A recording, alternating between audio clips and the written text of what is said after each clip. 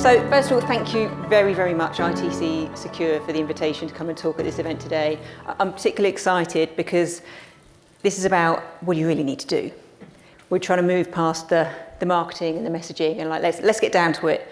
Really what's going on out there? What do we really need to do and get on with to protect ourselves against just the inundation of cyber threat that's going on? So I want to give you a bit of a view on what Microsoft is seeing and why we're uniquely placed to see some of these threats and how you can actually go about protecting yourselves. So as well as being a security architect leader at Microsoft, I'm also a keen camper, and I do like to take my camper van around the UK at the weekends. So just this weekend I was out in my van and doing a bit of camping, and I was reminded of one of the camping stories, which you may or may not be familiar with, about the bear attack in the campsite in Canada. So, campsite in Canada, bunch of campers, and the bear is ransacking the tents. And everybody's scared and they're running around the place, thinking, what should we do to get away from this bear? And one of the lady campers, she stopped and went back for her running trainers. And she's bending down and she's putting her running trainers on and she's lacing them up, and one of the chaps comes past and he goes, you don't think you're going to outrun that bear, do you? Rather contemptuously, I might say. And she said, well, no, absolutely not, but I better outrun you. So it kind of got me thinking. I was pondering about what are the message I really want to land with you today. And I want to land that message. Maybe you don't outrun the bear, but how do you outrun everybody else so that you're ahead of the pack and ahead of the game? So let me explain why. Microsoft is really uniquely placed to see what's going on very broadly. We analyse 65 trillion signals every single day that are going on across the world, and we're able to because we can pull those from our hyperscale cloud of Azure. Think about the billions of Windows endpoints that are out there. Think about the billions of server endpoints. Think about the millions of Azure Firewall and other endpoints within the cloud environment. So because of that, there is no other technology provider on the planet that is also now a security provider that can give the view that we can, not just about the types of threats that are emerging, but about the scale of those threats and what really is driving them. We track 140 separate threat groups, which I want to tell you a bit about in a minute, and 40 individual nation-state attackers. So we're seeing how they're grouping together. Now, the odds are really against us, and as customers, 4,000 passwords are being attacked for compromise every second. This is up just from last year in 1,200, and it's showing no sign of slowing down. At the same time, once somebody is in your environment, we see that on average, once they've got credentials, it takes on average 1 hour and 12 minutes to gain access to your private data and to start to exfiltrate it.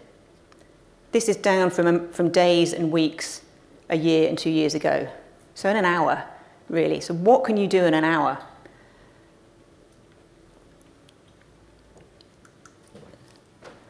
So, key trends. Cybercrime, yes, is a bunch of attacks. The biggest thing we're seeing and have been seeing over the last 12 months is that cybercrime as a service is now big business. And what do I mean by that? So the example we've got here is phishing as a service. Anybody can go onto the dark web, choose a template of your liking for a phishing email attack, select it, you can buy it, you can then go and buy a single email address that you want attacked or a whole database of email addresses. You have them applied to the template, you have them sent out, you pay for it in Bitcoin or cryptocurrency, and within days, minutes, you've got a return on your investment because you're now getting credentials to allow you to get into a customer's environment. Big business. We're tracking 140 organizations that are effectively companies doing this. So we are beyond the realms of somebody sitting in, a teenager sitting at their desk at home, having a bit of a hack. We're beyond the realms of the script kiddies who are writing scripts against exploits just because they can, because they want to post them on a forum and look clever. This is big business. And it's not just big business, it is multi-trillion-dollar business. If we carry on the way we're going, by 2025, this will be a $10 trillion business in the world economy and growing. Where does that money go? Where does it come from? So one of the examples that we have is around ransomware. So ransomware is not going away. The challenge we have with ransomware is that it has now become ransomware as a service. So again, if somebody wants to launch an attack, they can come and they can launch an attack, and they can buy the exploit. Go on the dark web, buy yourself an exploit, lovely, run it against somewhere that I've got some credentials for, because I've just bought those credentials of somebody else who's running a phishing as a service. So I can get into the environment and I can run a ransomware attack. Here's the interesting thing. First, let me give you an example of where this is showing up in the real world. We saw last year a multitude of petrol stations across Germany not being able to transact financially and being shut down due to ransomware. In the UK, it was in the press, there was an NHS trust who was pretty reluctant to move one of their software application services run by a third party out of their data center for, guess what? Concerns about security. Unfortunately for them, this was running on some legacy hardware with legacy OS that had not been patched, not been looked after fully. It was exploited. The service was shut down for several months, and it nearly put that software provider out of business. So ransomware is, a friend of mine runs a small business, 200-300 people. They were attacked, all the services on site, and they had to pay up £200,000. Get this out. That might not sound much, but if you're a small organisation, this is a lot. And if these are running across the board, it puts people out of business. So once they've got credentials, then who do you want to be in this chain? We have found, by looking at actually across the board of what's going on with these attacks, that an attacker will look at a block of customers and a block of endpoints that they might be able to get into. So let's take 2,500 endpoints, as you see in the slide here. Looking at 2,500 endpoints, they'll be able to, not with too much difficulty, gain access and exploit 60 of those.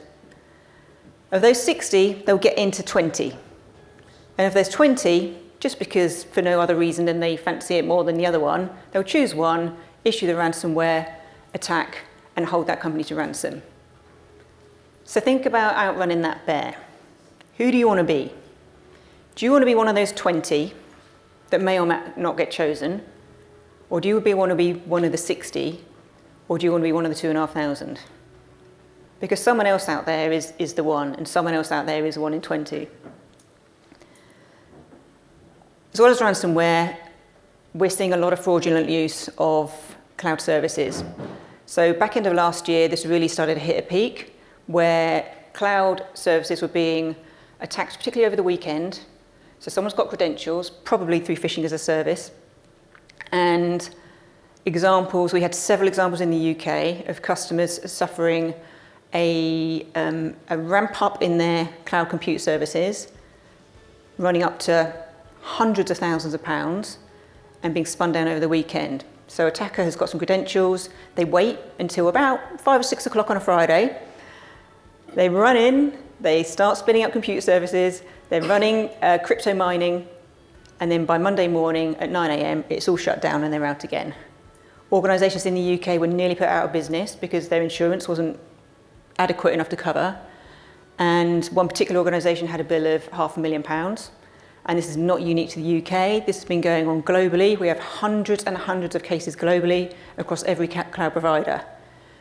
Because remember, the cloud infrastructure itself is secure, but your implementation on top of it is only as secure as you make it.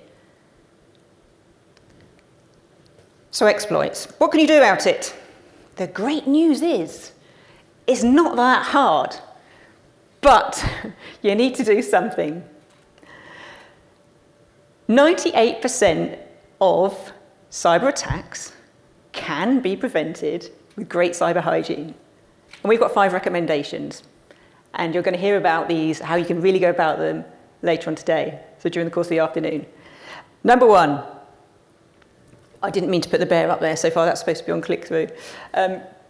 Zero trust. So apply a zero trust architecture. Assume they're already in, because frankly, they probably are. Everybody may have been suffering a phishing attack and you don't even know. So they're probably already in, so assume zero trust. Please, please, please, please, please apply multi-factor authentication at a minimum to all of your administrative accounts on any environment they are, but preferably across the base. And your users will moan about it until they get used to it. And then they realize actually it's a pretty good thing. And everybody is more secure. So multi-factor authentication, the customers we've seen who did not get exploited by the fraudulent use attacks, they were all running multi-factor authentication. Because again, it's a bit harder. The attacker's going to go past to somebody else. Please put your data in somewhere that can be secured in one place. So have a data policy, have it somewhere that's in a cloud service where you can apply consistent policy. You know where it is, you know it's going to be secure. Patch, patch, patch, patch, patch, update, update, patch. And again, that's a bit easier in a cloud environment than it is on-prem, but it doesn't mean that you can't do it either way. Whatever you've got, you must keep up to date, because there are always going to be exploits. They're ahead of the curve. Everybody's finding exploits all the time, so please keep up to date. And use a modern malware. So when I'm talking about malware, I'm not talking about your antivirus sitting on the desktop. Right? This isn't 1990s anymore. Right? Let's get real. Modern malware. So extended defense response, ideally a managed service, because they have access to the biggest scope of services out there. So those 5 things, they're going to put you in pretty good shape, and they're certainly going to enable you to outrun the neighbour and hopefully the bear as well. Now, no technology talk would be complete without a bit on AI, would it? I know you're all waiting for it. When is she going to mention AI? So generative AI is an immensely powerful tool for us to have access to when, guess what, we're dealing with tons and tons and tons and tons of extremely complex, very fast-moving data. Like, well, what's happening in the security world? Lots and lots of data, very complex. So the generative AI language models, large language models, gives us the ability to interface to that data in a natural way. We can bring the OpenAI services in, and we are bringing the OpenAI services in a packaged service offering that brings together all the tooling and then helps to identify those threats, come up with ideas and suggestions for how to mitigate those in minutes rather than the hours that it takes a human to go and research. Our product is called